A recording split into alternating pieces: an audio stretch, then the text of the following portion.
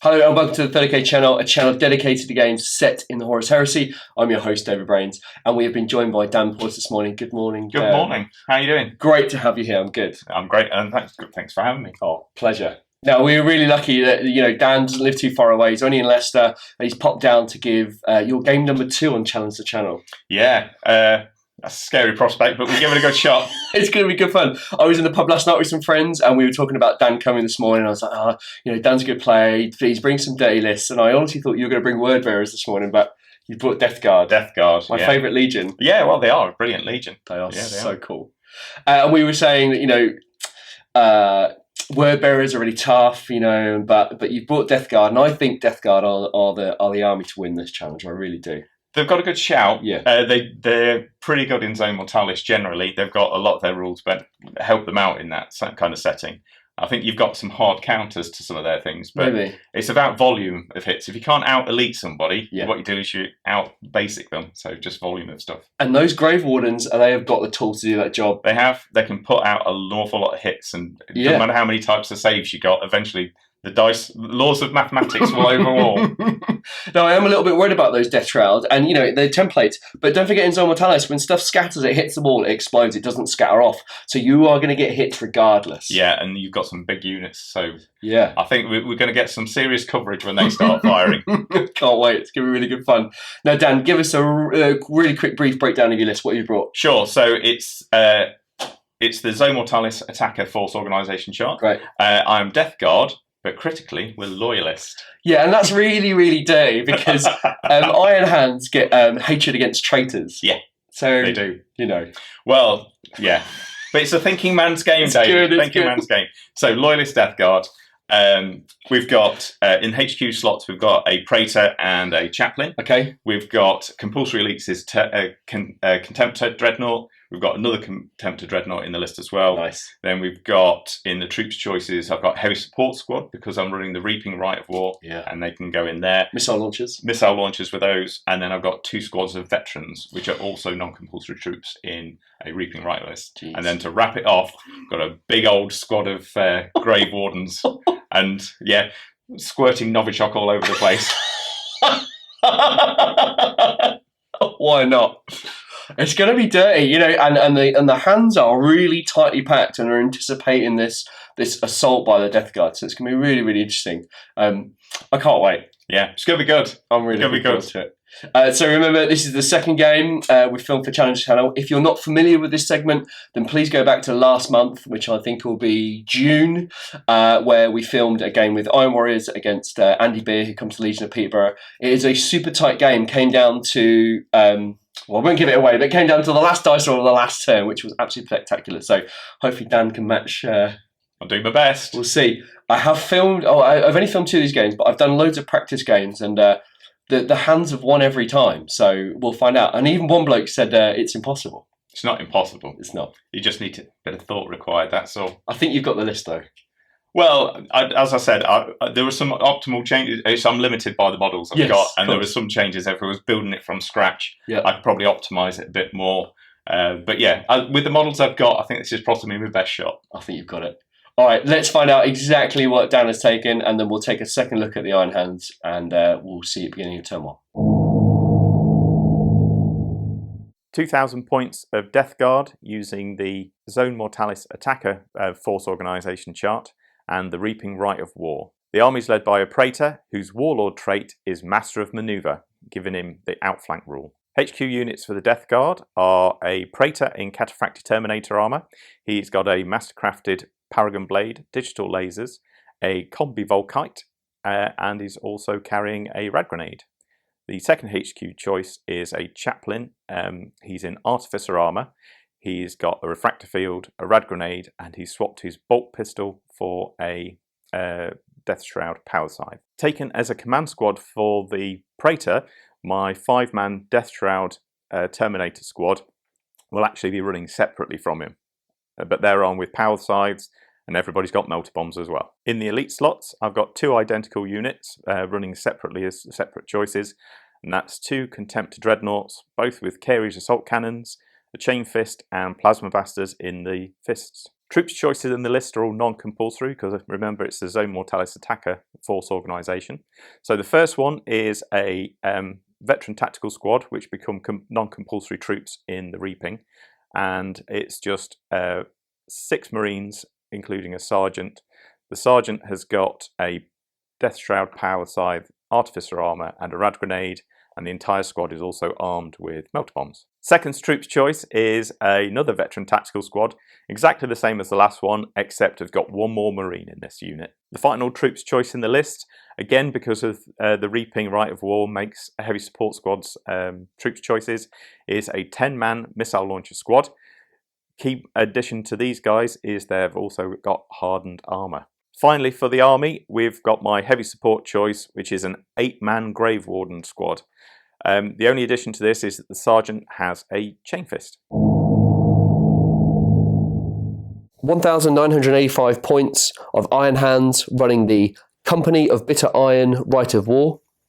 The Warlord trait is Murderous Arsenal, and the force is led by Autek Mor. Leading the Iron Hands is Autek Mor. He's equipped in Califracti Terminator armor.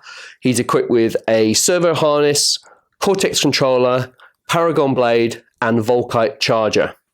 His Warlord trait is Murderous Arsenal, which gives him and a unit he joins preferred enemy special rule, which allows him to reroll fail to hit and to wounds roll of 1 when attacking its hated foe in the shooting and combat phase. Elites are 2 Contemptor Dreadnoughts, both armed with Carey's assault cannons. Both have chain fists, but one has a inbuilt graviton gun and the other an inbuilt melter gun. Both have been upgraded to have extra armour. Troops for the Iron Hands, because I'm using the Bitter Iron Rite of War, it makes all Immortals squads as troops. I've taken 3 squads of 15 Iron Hands Immortals, all armed with Volkite chargers. 3 have been upgraded to take melter guns. The sergeant is equipped with artificer armour, a melter bomb, and a breaching charge. The Immortals gain the Immortal Hatred special rule, which gives them hatred against traitors, and that allows them to reroll all fails to hit rolls during the first turn of each close combat phase. They also have the Bitter Duty special rule, and that gives them the Stubborn special rule whilst in the enemy's deployment zone.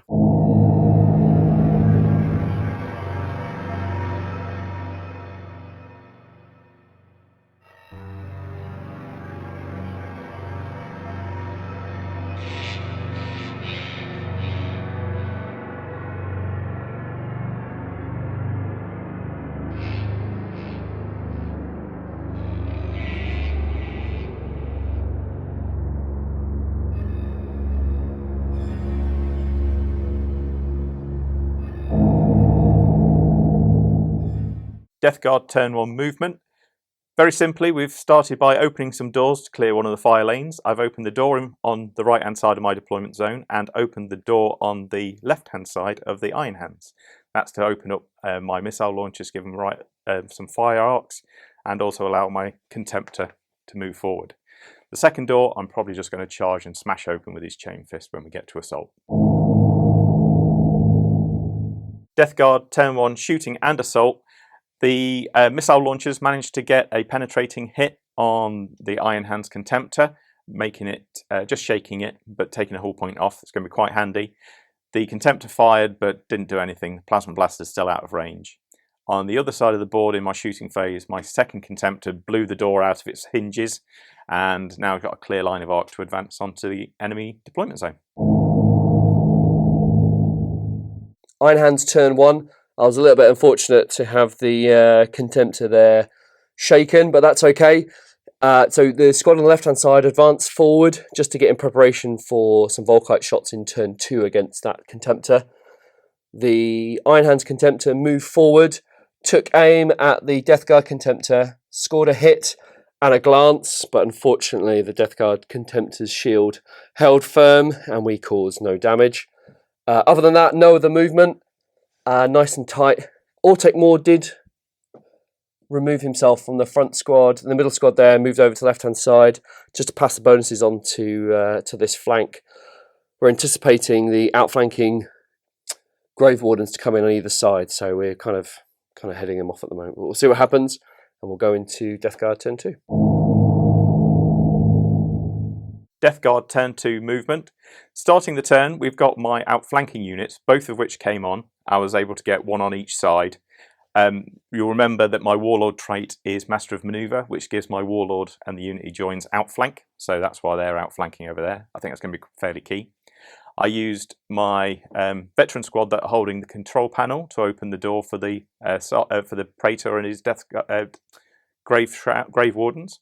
My missile launchers, after controlling the doors, have shifted up to get a few more shots. I've got 3 snap firing in there. My first Contemptor has shuffled behind the corridor wall to take a bit of cover, because the main thing, I need to get some firepower down. But on the other side, my second Contemptor and my Chaplain with the Death Shroud have moved forward as fast as they can. You'll note I'm not running. That's just a reminder that in the Reaping Rite of War, I'm not allowed to run. We have to walk everywhere. Death Guard turn 2 shooting. I've opened fire with my missile launcher squad and it firing into the Contemptor, trying to get rid of that. It's quite a big threat on this side of the board. Managed to get another glance on it, which didn't save, so it's now only down to 1 hull point, so I'm quite pleased with that. Firing with the Contemptor now. Only my Plasma Blaster has line of sight to the enemy Iron Hands squad. I fired into the Immortals rather than the Contemptor. Managed to get 2 hits, 2 wounds, but one of them was saved by his Feel No Pain, so 1 casualty there. Wrap up then of Death Guard turn 2. It's a bit of a pain that I can't run as far as the Reaping, but actually the benefit will come later in the game, I feel. We're not doing too bad. We've put some serious damage onto one of the Contemptors, which is the big threat early doors, and we've even managed to get rid of a Medusan Immortal, making the lie of their name. I think we're well positioned to consolidate in the future turns, so let's see what David's got in response. Iron Hands turn 2 movement. I've decided to move the Contemptor that's taken 2 hull points inside. I need him later on for the game. I don't want to sacrifice him too early. The Immortal squad on the left-hand side have advanced forward. The Volkites can glance the front of that Death Guard Contemptor, so we're going to give that a go. On the right-hand flank, a door was opened. The Contemptor strode through, followed by the other Iron Hand Immortal squad. And again, we're just going to try and get some hits from the carries onto the other Contemptor. Not a lot going on, but it could be good to get a couple of hull points off on those 2 Contemptors advancing upon the Iron Hands lines. Iron Hands shooting turn 2. Unfortunately, the Immortals have only got a 15-inch range on their Volkites, and we were out of range of the Death Guard Contemptor, which is a bit of a shame. On the right flank, we've had a bit more success. The Iron Hands Contemptor shot at the Death Guard Contemptor. We managed to get a rending against armour is additional D3 penetration. So we got a pen and rolled a 4. So he caused a hull point, and that Contemptor is snap shooting next turn, and crucially is not moving. So he's holding up the squad behind him, which will hopefully delay the Death Guard getting to the Iron Hands lines. Death Guard turn 3 movement. I've opened the remaining door, preventing my outflanking vet squad from coming on. They've now got a clear line of fire through that corridor for when the Iron Hands undoubtedly advance. My Grave Wardens have moved up. They need to get into combat and lay down some chemical fire to take out some of these incredibly tough Iron Hands. The second Contemptor has also moved up. Again, I need to put some firepower down on that squad and make a bit of a hole for my vets to come in. And my Death Shroud squad with the Chaplain have taken a slight detour to avoid the incapacitated, temporarily, Contemptor. Death Guard turn 3 shooting.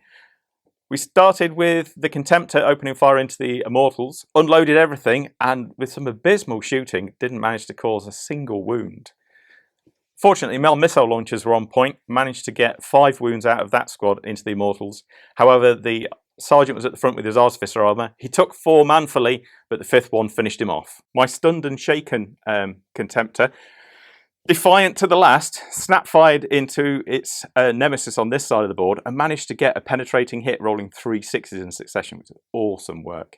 So I've managed to shake him in return, not stun. So he can still move, but he is crucially snap-firing. We are now going to do something, because I need to get up this board, I need to get a bit quickly. My second Contemptor is in charge range of this Immortals squad. This could either end gloriously or gloriously badly. In either case, he's got a 10-inch charge with fleet. So here we go. We're going to re-roll that too. Come on, 4. Oh!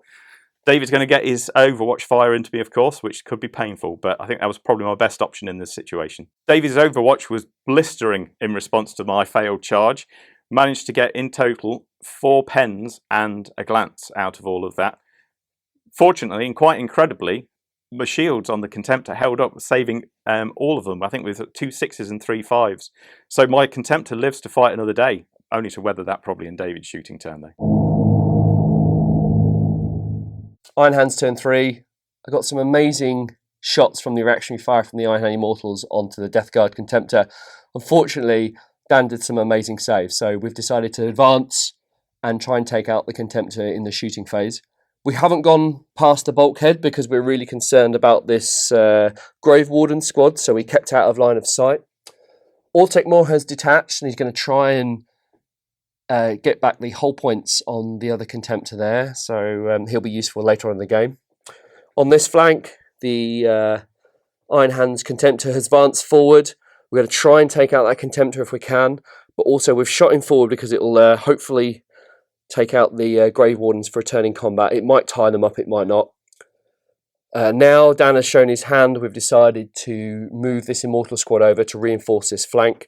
Really worried about these Grave Wardens, so we're going to make it as hard as possible as I can. Come forward, restrict them in the corridors, and hopefully they won't sweep me in combat and get into my deployment zone. Iron Hands turn 3 shooting. Unfortunately, Autek Mor wasn't able to restore a hull point on this Contemptor, but he had a good try. In the shooting phase, the Immortals shot their 3 multi-melters and all of the Volkites at the Death Guard Contemptor. We managed to stun it and cause 2 hull points, so at least it's not moving and snap shooting next turn, so that was quite a good result. Correction, the Death Guard Contemptor was shaken, not stunned. Final bit of shooting for the Iron Hands. The Contemptor shot his carries at the Death Guard Contemptor. Unfortunately, no hits. That is the end of the turn 3 for the Iron Hands. Oh man, it's tough. We have to see what the Death Guard do in their next turn. I've got a feeling it's going to be quite a few assaults. Death Guard turn 4 movement. David's thrown his hand in now, so I've got a bit of a better idea of where he's going. On the right hand side of my battlefield, I've brought up my Contemptor and my veteran squad with the outflank rules.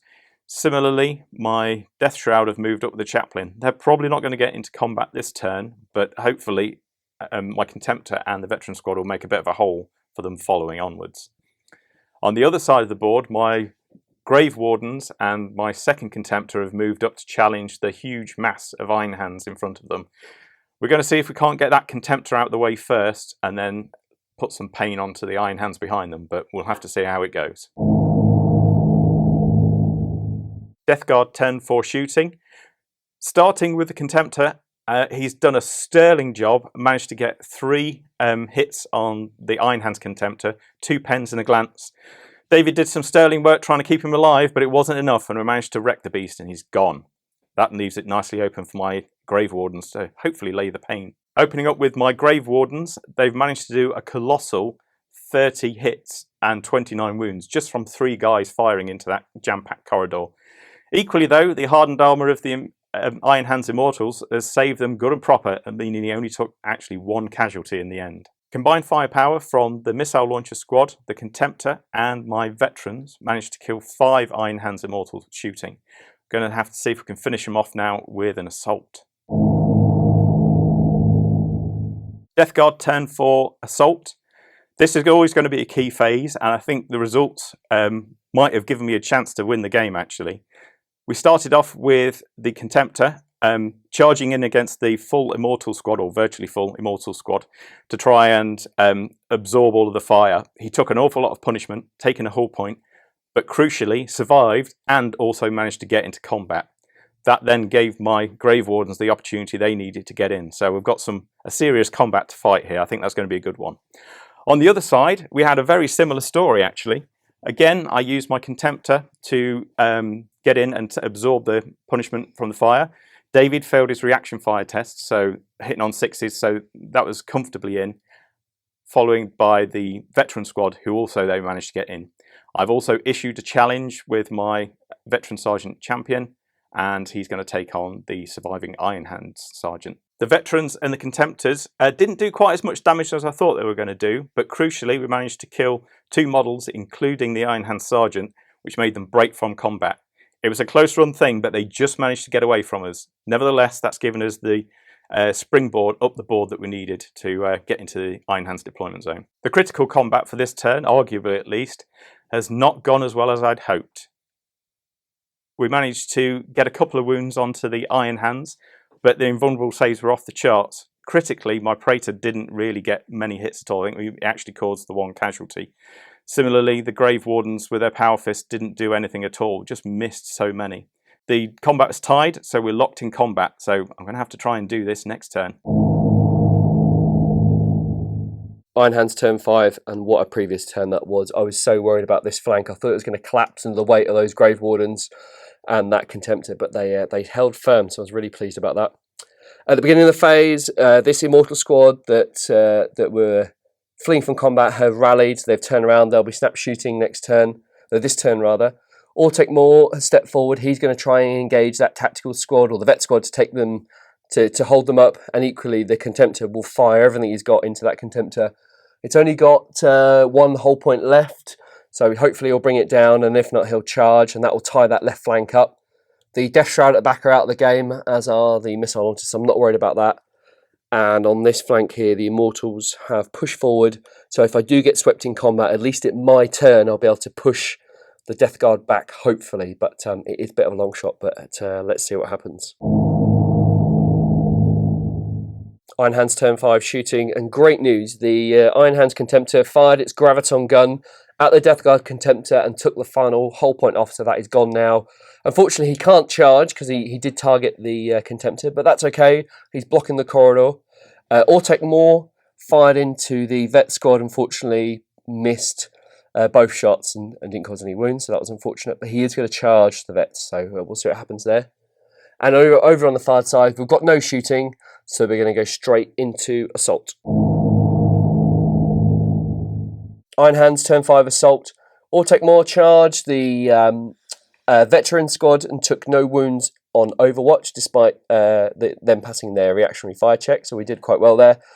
Autek Mor swang his Paragon Blade, killed the Sergeant and 2 Marines. Then the squad couldn't then get into combat, so they broke and they fell back, which is great news. That has secured that left flank for me now.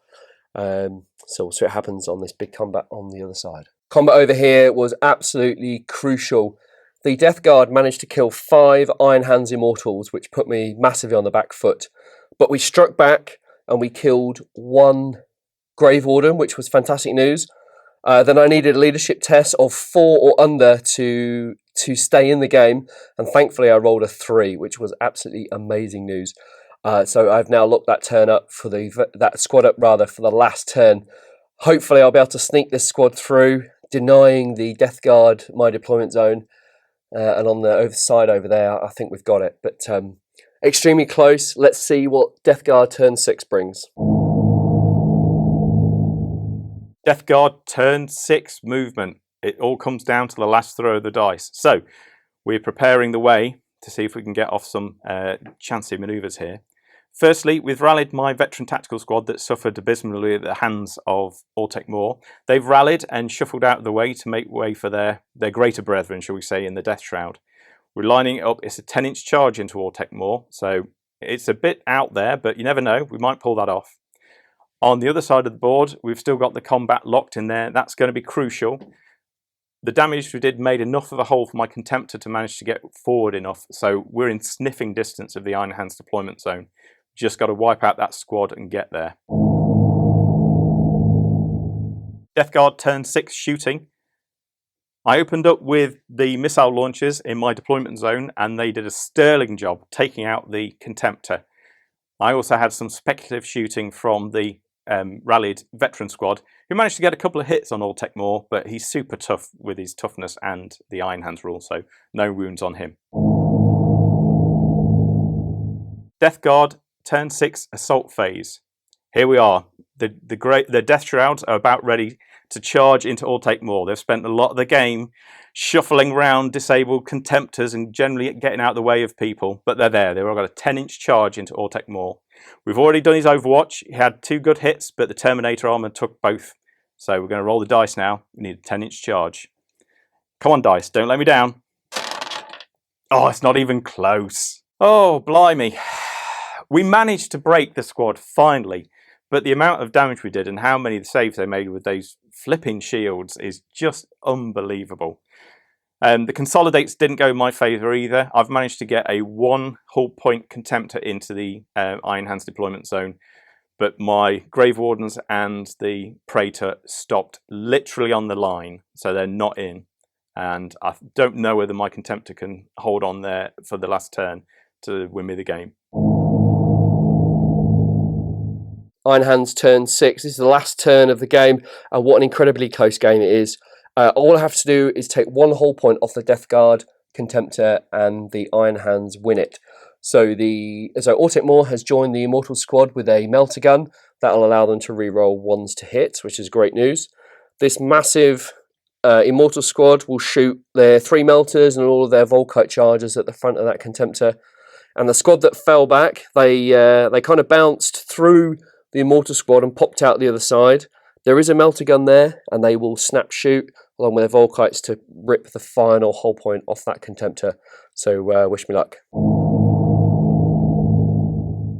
Iron Hands turn 5 shooting. What we've decided to do is to film this entire round because it's so thematic, and if Dan can make all of his 5-up saves, it will be absolutely spectacular. Tell you what, I'm going to go buy a lottery ticket if I do that. You definitely should. So what we'll do is we'll start off in Autek Mor, and we'll start off with his Volkite, because if he can take the Contemptor out with his Volkite, that's pretty cool. So he hits on 2s, gets to reroll due to Murderous Arsenal, so he gets 2 hits. Side armor is 12. Okay, so I need 6s. No, so all that's Autek Mor done. Now there's a melter gun in melter range, so hits on a 3. Now we're at armor bane, so that is a pen. It's a pen, and then a 5-up invulnerable. Oh no, not to be. There it is, and that is game. That is a win for the Iron Hands. There it is, that was it. Oh, Dan. Oh, man. What? How many Immortal Shield saves did I make? I don't know, but clearly they're better than Terminator armor based on how many saves I failed. Too many is how many I saved. I mean, that is bonkers, you know. And when that Grave Warden and that Contemptor hit, I thought, oh, that's the end of it. Yeah. But making those 2 leadership tests to stop not falling back. Yeah, a couple of chances you had to fall back, and the Contemptor possibly was. It just didn't go my way at all in any of that side of the board. Wow, so that was unbelievable, you know. And the Death Shroud making that charge. Well, they didn't make that charge, did they? Make it. Not far out. They would have done some damage, I reckon. I think I said to you at the end, though, I don't think I'd have played it differently. You'd maybe tweak a couple of the units, but I would have played the game the same. It was just some of the unfortunate things, that kind of immobilising the Contemptor, or stunning it, move, blocking the Death Shroud from moving in. And then just that Iron Hand squad just hanging out till the last turn. God, that's amazing. So crucially, all 3 Iron Hands Immortal squads were still alive at the end of the game. One was far more depleted than the other 2, but they were pretty much, well, the 2 were quite depleted, weren't they? Yeah, and then one had 1 full strength. But yeah, it was really good. And we filmed the last bit, as you just saw. We had hoped it would have gone on a little bit longer, but no, my dice left a couple of hours ago. I think I find. Oh, it's absolutely fantastic. And so that was the second game of Challenge the Channel, and thank you so much for Dan for coming down. My pleasure, anytime. Absolutely amazing. Let's talk a little bit about your club, Leicester Fat Cats. Yeah, so Leicester Fat Cats, a club in the centre of Leicester. Yes. We've got quite a growing heresy scene now. We've got the ongoing Bale Stars campaign, and that's going really well. We've got about I guess up to about 10 to 12 players now, all with a reasonably painted size forces. So that's going really well. Also got the podcast as well, which is associated with the club. That's going quite well too. So yeah, Heresy's alive and well in Leicester if you want to pop down and say hello. Definitely, and I think I owe Leicester a rematch from our White Scars and Thalax game. Yeah. Who won that, by the way? I think, I can't remember. I think it was a draw. It was a draw. Yeah. Absolutely a draw. Yeah, sounds like rematch territory to me. That was a super tense game with the old White Scars and Thalax, but yeah, definitely a rematch is in order. We've taken a load of photos from this game, so please go to the Facebook page and have a look at all those lovely photos of Dan's Death Guard. And don't forget the Iron Hands were painted by Ben Pointer, and I'll put a little link on the bottom for him. He's available for commission, so please hit him up. He's done an absolute spectacular job of those Iron Hands. I'm so pleased with them. But if we want to follow you, Dan, where can we go? So it's Party and Shot down there, and you can see what I'm painting. So at the moment I'm doing a few bits and pieces, but I'm doing a commission paint of White Scars to fund my Adeptus Titanica habit in the future. Yes. We're very, very excited about that, and I think as well. I think you've agreed to do some work for us, haven't you, for the old Adeptus Titanicus? Well, you've got those photos, and blackmail's a thing, so yeah, it's fine. Yeah, so we're really, really pleased to say that Dan is going to come onto the 30k channel and do Adeptus Titanicus for us. So I think initially you and I will do some games together. And then after that, Dan will organise all the AT games and organise all the opponents and everything else. So Dan will be doing that on behalf of the channel. And I'm so happy and so excited about it. Dan and I, we met a couple of years ago. Yeah. He's a nice enough guy. So we thought, well, all right, it's fine. We'll get him in and we'll do this. And he's agreed to, which is great. I know you've got a lot of work and responsibilities, but it's all right. It's just, it's time that I've allocated. It's fine. You found some time for us. I've found some time for you, yeah. It's going to be amazing. I can't wait. And don't forget, we are going full bore into Adeptus Titanicus. We've got Dan Wheeler and Dan Colister painting the two opposing factions for us. We've got Dan here running the whole show. So it's going to be awesome. And again, it drives up my commitment for extra content. Yeah. You'll be getting 5 games a month. You'll have your 3 standard 6x4 Heresy games, the Challenger channel, and then Adeptus Titanicus. And that's quite a cool prospect for $6 a month. So we're really excited about that, and hopefully this game will go out just before AT's released, and we've got all the gear going on. So go to the Instagram page and check us out and see what we're doing. Hopefully there'll be loads of photos and bits and bobs, but really, really cool, really exciting. Dan, once again, thank you so much. My pleasure, mate. Anytime. And we'll see you guys very, very soon.